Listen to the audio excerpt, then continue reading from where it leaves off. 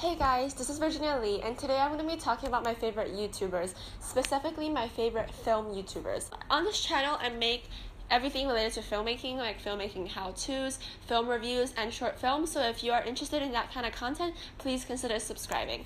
So my first YouTuber that really inspires me is Anna Akana, as some of you guys already may know if you've watched my asymmetrical face video.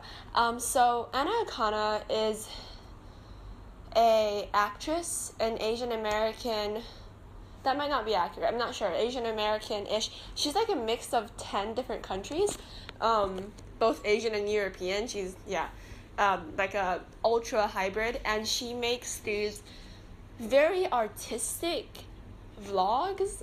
Lately, I've had more and more days where I just don't feel okay. With all the news and entertainment and politics and life in general, I feel more depressed and anxious than ever. And when I usually express these feelings, I'm met with the response, I know, but you just have to think positively. I mean, thoughts influence your mood, so. But the thing that she does is that her vlogs is like, cinematography is like really good. She is really into illustrations, so she adds a lot of illustrations. And she also did a series of short films, I think it was last year, that she directed and also starred in a lot of them.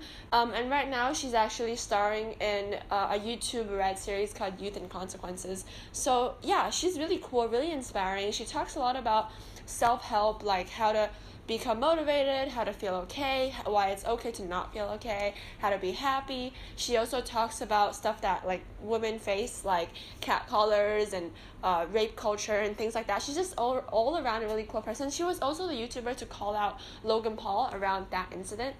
Another YouTube channel that I really like is called A Little Bit of Monica. I think it's like a mid-sized channel by this female film student. I think she's Latina, and she went to Full Sail University, which is a smaller film university. And what she said is that she realized, even though she was going to film school, she didn't actually feel like she was doing enough to be creative and to really like be making daily content. I started making videos because I wanted to make myself busy. I was a film student who wasn't making enough films, so I thought it would be a great way to challenge myself creatively. And so what she did is she created a channel called A Little Bit of Monica, where she makes stuff like current favorites, where she talks about like her favorite perfume and her favorite pet and her favorite color and stuff like that. But she makes it in this very, I think it's a lot like that Sofia Coppola. She really has that vibe. I read an article that described her channel a little bit that way.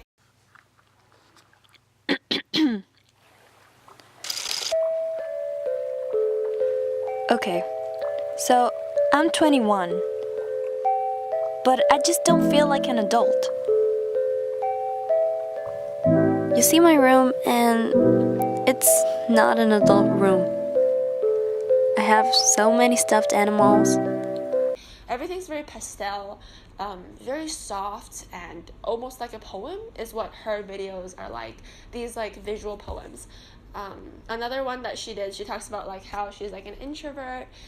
She does like also how-to videos about film school. I don't actually think that you need to go to film school in order to become a filmmaker. There are a lot of ways that you can become a filmmaker that do not involve going to college. A lot like my channel. Yeah. A third channel that really inspires me is Casey Neistat, of course. Everyone, especially everyone that has a filmmaking channel, I think is just hugely inspired by him. Casey Neistat's Guide to Filmmaking. First, let's talk about gear. Gear doesn't matter. I was talking to another YouTuber, just chatting, and we were exchanging his videos, and this guy sent me one of his videos called Filmmaking as a Sport. When he sent it to me, I saw it again, and it really had new significance to me now that I have a YouTube channel. It's that the thing that he talked about in that video that you can check it out, I'll put it in the description below. And so he basically talked about how on YouTube, filmmaking is no longer a thing that's like you have to have money, you have to go to film school, you have to do that and tick all the boxes and have the producers and have the funds and have the blah blah blah blah blah blah blah. Instead, filmmaking is a sport, meaning you have to play it every day and you get better and you get better and you get better. Get that idea out of your head and into your video. Make again. Make something terrible. Make it slightly better. Make it a lot better. Make it great. Finally, films, movies, videos, the most powerful form of storytelling that's ever existed, something that used to be entirely out of reach finally. Filmmaking is now ours. Filmmaking is a sport. Which is what really inspired me to kind of change the direction of my channel from a pure like how-to channel. This time I'm gonna tell you about how I got into USC Film School to also making more short films.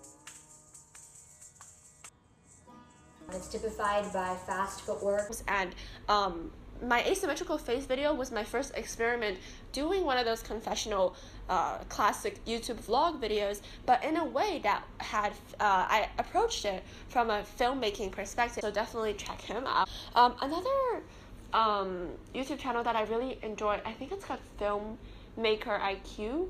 They do courses, basically. They're a lot like crash course film.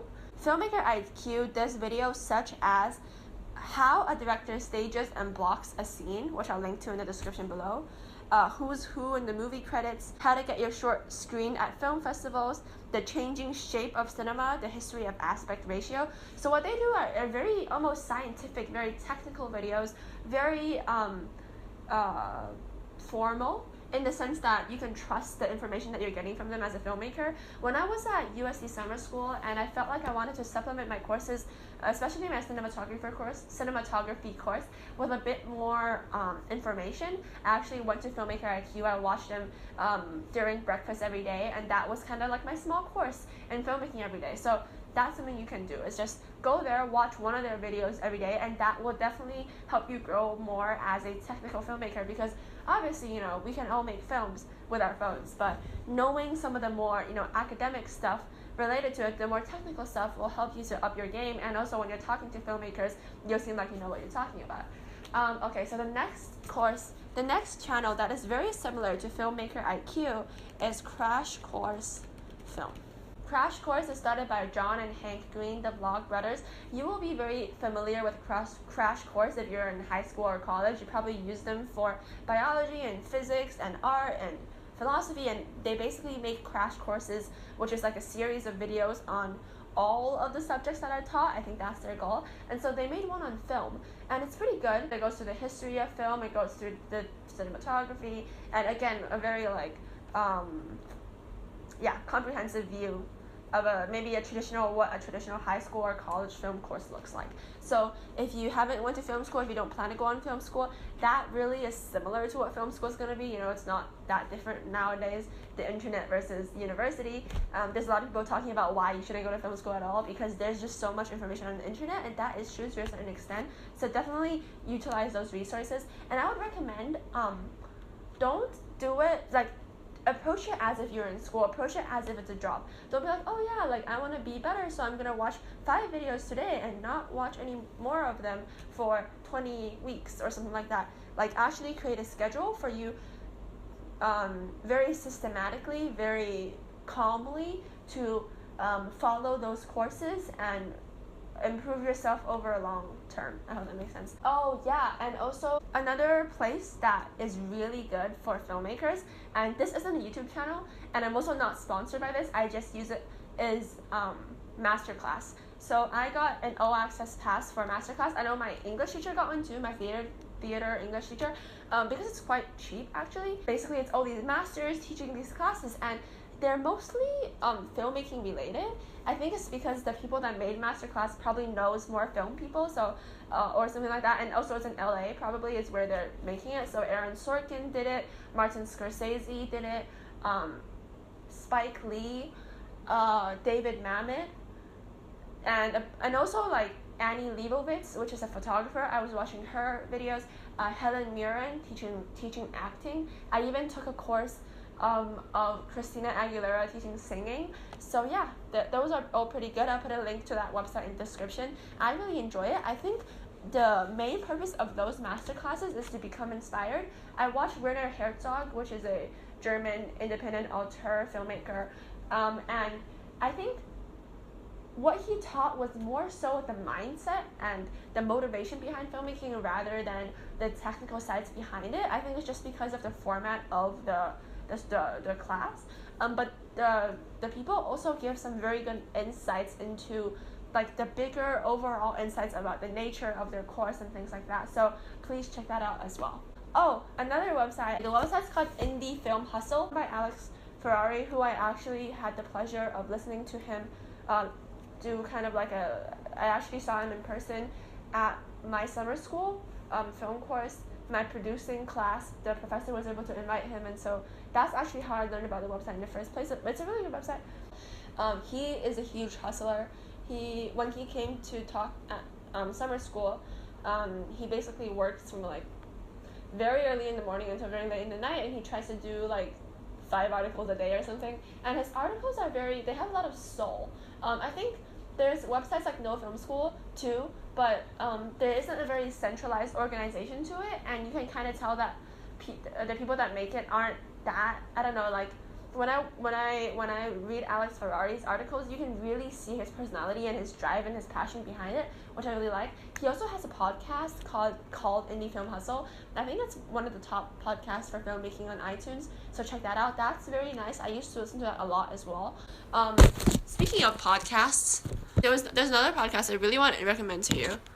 It's called BBC's The Film Program, but with like PROGRAMME, because they're fancy. The Film Program by BBC. Obviously, because it's by BBC, they get so much of the big directors like Aaron Sorkin, who just directed the Molly's Game, and big writers, Aaron Sorkin, again, and like other directors and stuff like that. So that one is pretty good. It's more formal, which I prefer less to like the more indie passionate podcast, but it's a really good, obviously, like formal podcast where you can get a lot of the information. Alright, so that's all for this video. If you like this video, please don't just like it mentally, physically click the button below to let me know, and I'll see you next time.